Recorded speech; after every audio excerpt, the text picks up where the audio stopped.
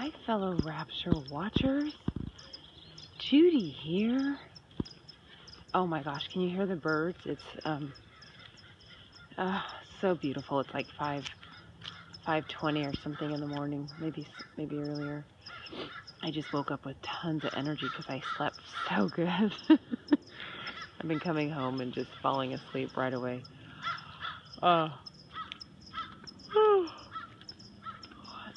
You know, this waiting for the Lord is not for wimps. I just want to reiterate that. I've been doing it since 2013 on the edge of my seat, since he fell on my son in November. He's since lifted his spirit, but he fell on him to give us a lot of messages about the rapture and order of events, and you know, different nuggets of truth from a true 10-year-old prophet.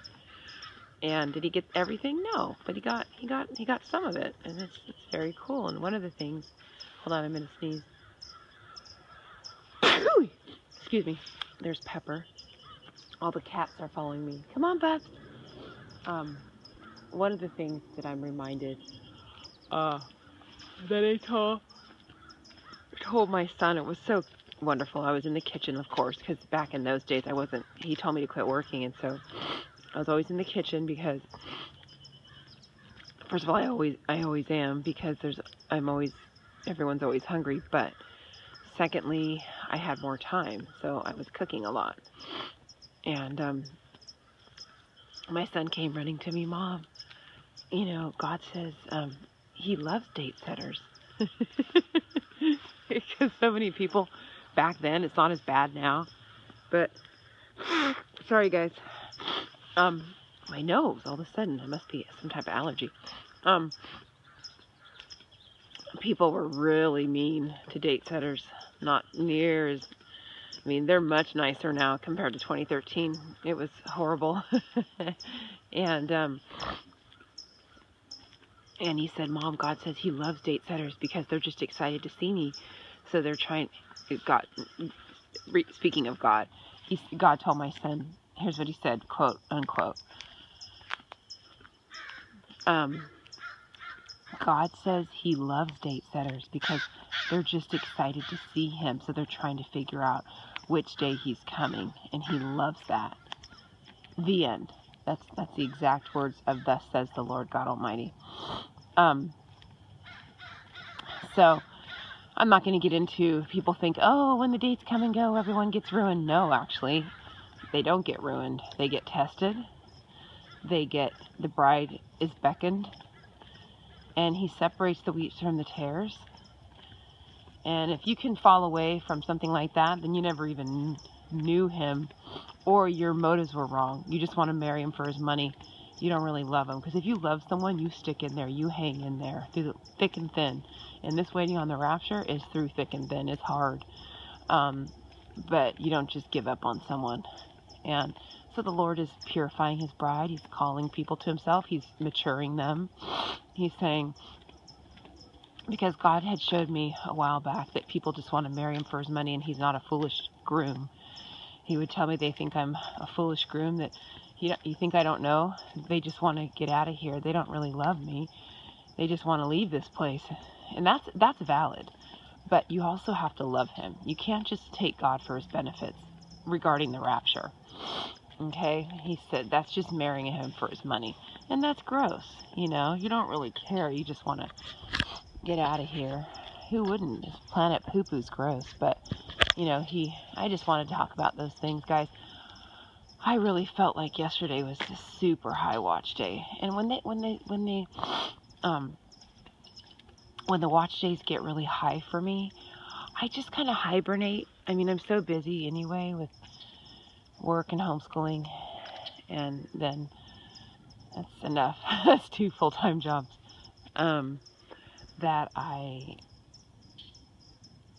It's easy to hibernate, but I extra hibernate.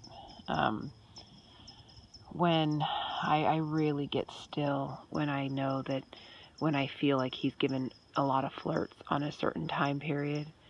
And so if you don't hear from me during these times, it's just because I'm very highly expectant. And More so than some days, more so than others. Yesterday I was more so than others. And, you know, it's kind of like a bride before she meets her groom. This is how I get. I'm not saying you should get this way. I'm just talking to the bride and saying good morning and I love you guys and I'll see you so soon. But that's what this video is about. I'm walking my dog at 5 something in the morning.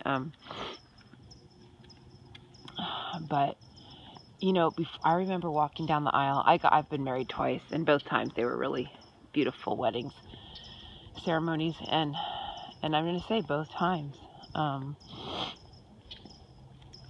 got real still before I walked down that aisle. I mean, I was a tad nervous, okay, before I walked out in my dress and presented myself to my groom on earth.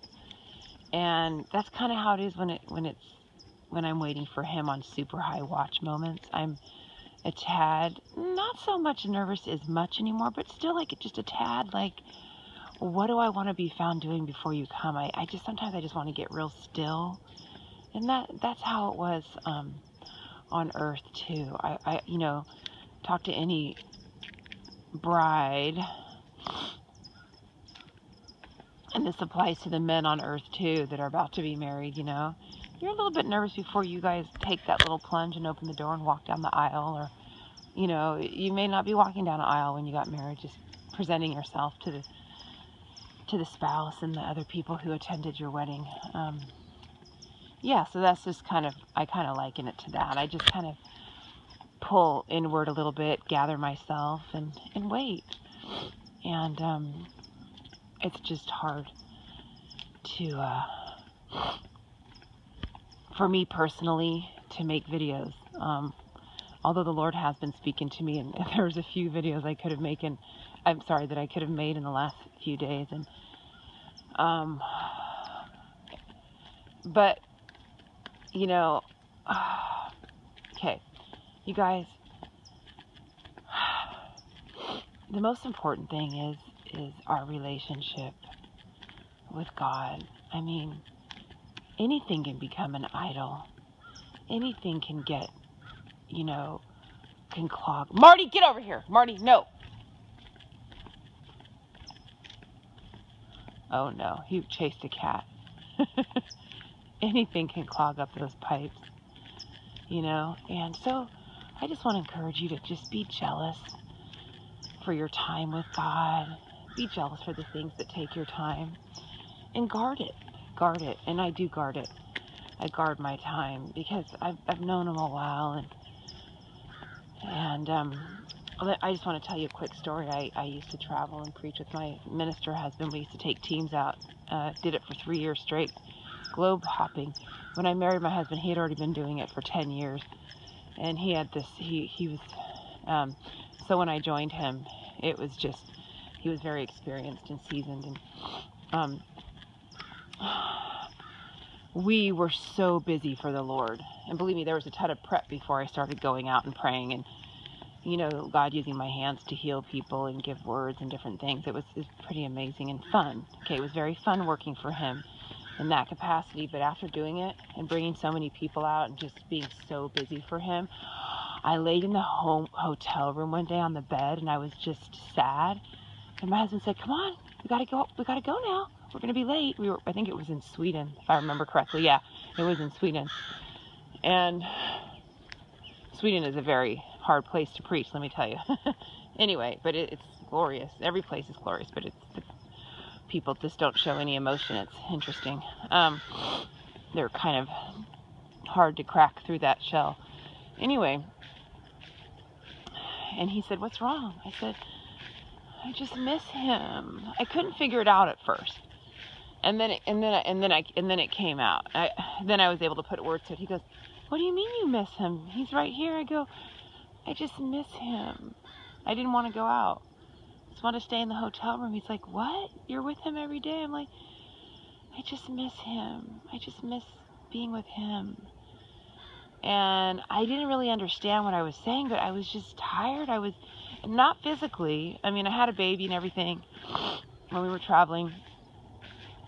By the 3rd year, my son was traveling with us, but he was in my belly not the first year, second year in my belly, and third year out of my belly. So, but anyway, all I'm saying is this, guys. I just laid there, and then I knew. I was like, I'm so busy doing for God that I lost sight of our intimacy and my time with Him. And I didn't go out preaching that day. I said, I just want to be with Him. You know, and it's, you ask me how? It's easy. It's easy to get all caught up in what you're doing for God and lose sight of that intimate relationship. It's kind of like a relationship on earth. You know, you're always together, but you don't even know each other. You know, I hear people say that, married for years, we're always together, but I don't really know him. She doesn't really know me. I don't know her. Because you didn't go, you know, you didn't put that. It's just, it's possible. It can happen. Okay? And I got to go because the video is going to cut out. The groom is beckoning you, bride. Stay close. Be jealous. Cover what you have with him. And don't let anything get in that time, and only give out the overflow of what he gives you. He's not asking you to work for him. He's asking you to be with him. And out of that being with him, if something overflows, it'll be beautiful to the world.